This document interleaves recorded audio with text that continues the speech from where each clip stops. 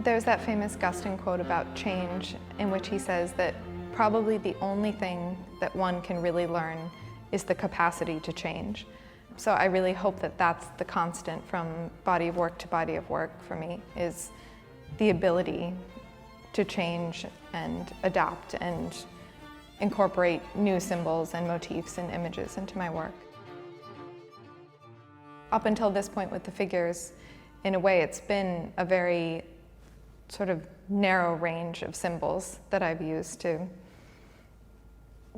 express the things I want to express. And so with these flowers, I'm really trying to expand that symbolic universe.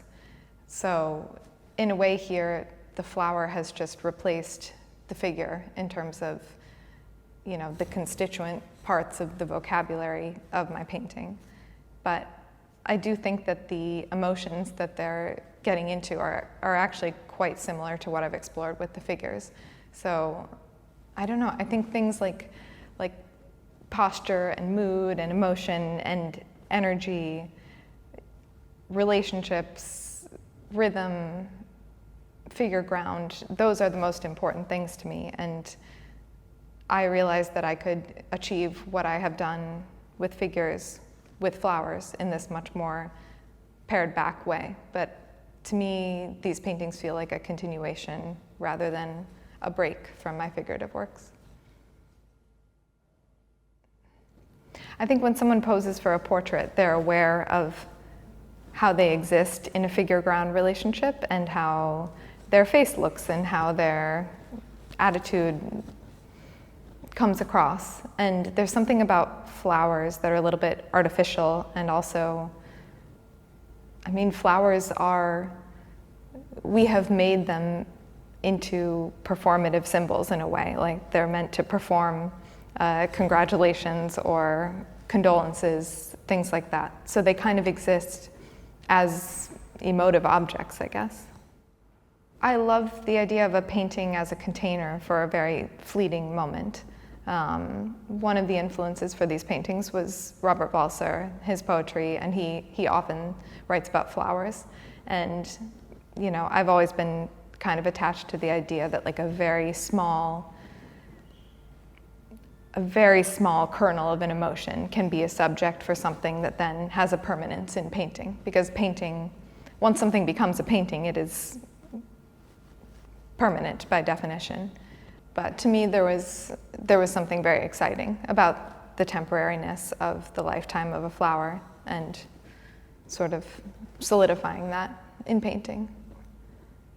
I think the moods of these flowers, the drooping and the wilting or the buoyancy or the liveliness, I think it's actually very similar to a person, to a figure, going from one emotion to another emotion. So to me, there was a real parallel there, actually.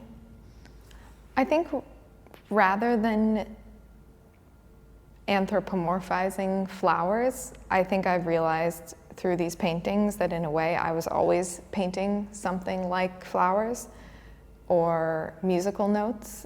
Like the most important thing is the rhythm and the relationship and color and line and harmony or disharmony.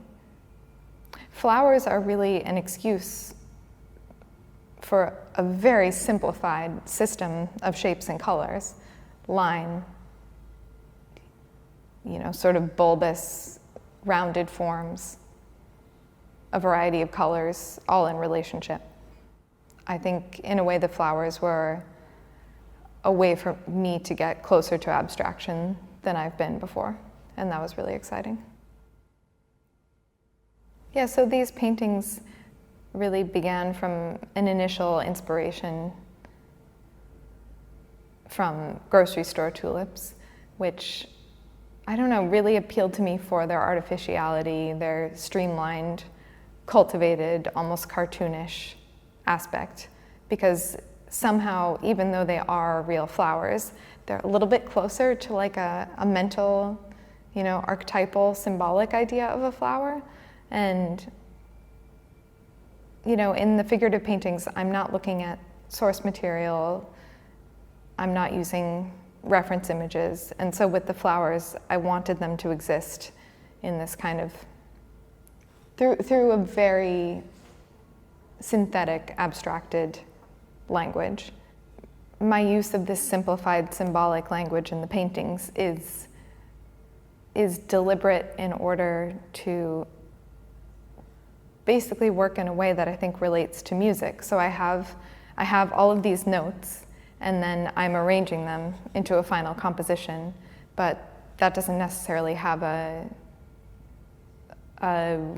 representational desire. It comes more from the desire to play with harmonies and relationships and, the rhythm of A to B to C, rather than creating an image that has to do with vision at all. All of the paintings in this show draw their titles from the 4 movements of Dvorak's American Quartet, which I listened to obsessively, repeatedly, as I made every single painting.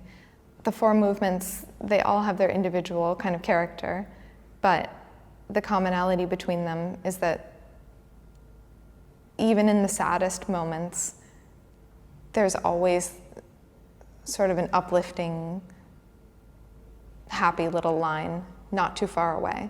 And then when you're in the most uplifting, glorious, intense parts of the quartet, there's always a little sadness right around the corner. And I was very moved by this kind of the emotional intensity, I guess, of the American Quartet, and also the way that it evoked nature without being obviously representational, and then to try to make compositions that reflected the emotions of the landscape and of nature, but without painting the landscape itself. That was an idea that definitely led me to these paintings. And so you even see it in the titles of the individual movements. I love the very last movement, the 4th movement, is probably my favorite, and it's called Vivace ma non troppo, which means lively but not too much. And I like that as a description for a composition. There's some energy, but then it's always undercut by something else. So these paintings, a lot of them depend on that kind of, I guess, harmony of one emotion balanced against another. From time to time, it helps me to switch up my materials just to undermine my own self-imposed rules and my own systems of color and mark making and these kind of things. So for these paintings, I switched from oil to acrylic, largely because I wanted sort of a watercolory feeling of, big pools of color and the sort of chance interactions of one color bleeding into another with the whole surface all wet at the same time. Because acrylic is water-based and dries pretty fast, that allows me to preserve these momentary chance interactions of one color being painted into another. So actually, similar to my oil paintings, everything is done wet into wet. So these paintings are done on the floor rather than upright, but I'm essentially pouring out a huge amount of one color of paint, very, very diluted, whether it's black or white or off-white, and then I'm essentially staining into it with the next color while the whole surface is wet, and making erasures as I go and responding intuitively from one brushstroke to the next, choosing colors in the moment simply based on relationship. So even though these works are not literally figures, I think the most important thing in them is the figure-ground relationship. So in that way, I think they relate more to other abstract paintings that take figure and ground as their subject, whether it's Morris Louis or Bryce Martin or Helen Frankenthaler.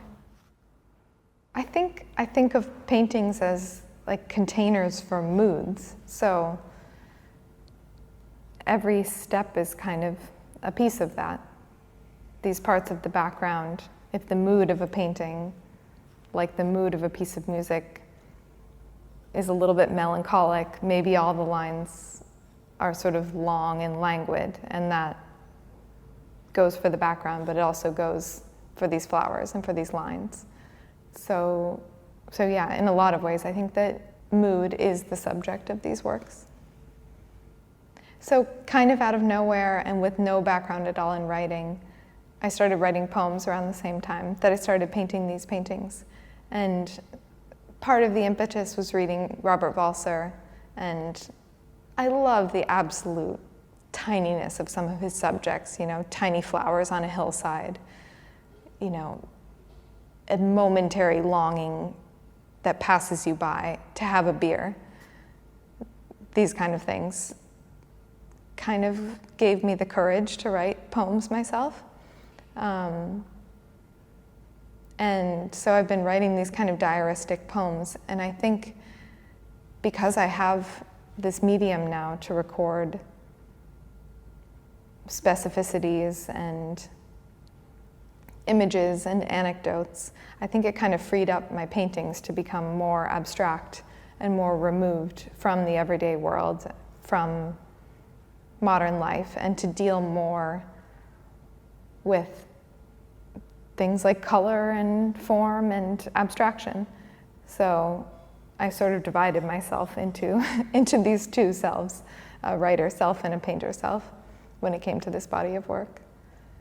Both of those gave me permission both to write these little observations and anecdotes, but I think they both also gave me permission to turn my eye to such a small and maybe insignificant subject matter as these kind of ordinary little bouquets.